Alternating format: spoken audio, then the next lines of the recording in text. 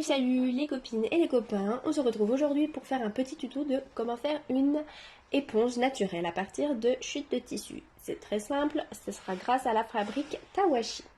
La fabrique Tawashi va servir un peu comme un métier à tisser à partir de chutes de tissu. Aujourd'hui j'ai décidé de prendre des chaussettes, des grandes chaussettes en fait. Voici la paire de chaussettes.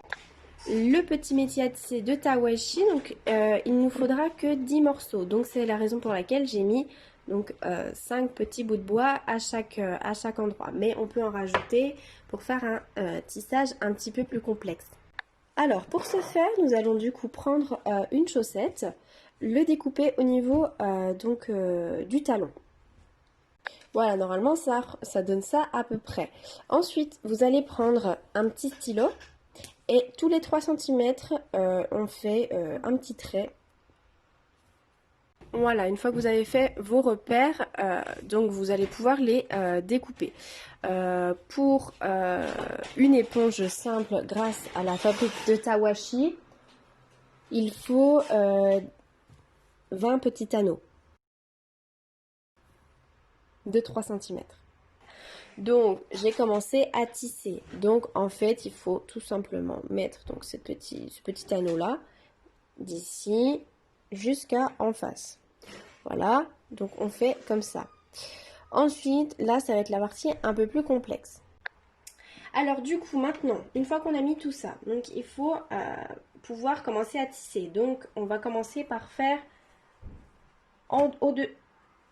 au-dessus. Alors un petit bug, hein, c'est pas grave. Au-dessus, en dessous, au-dessus, en dessous et on vient tendre. Et là, cette fois-ci, donc avec le deuxième, au lieu de faire au-dessus, en dessous, au-dessus, en dessous, on fait l'inverse. Voici donc la petite avancée. Il reste une chose et on va pouvoir tisser tout ça. C'est plutôt joli, j'aime beaucoup.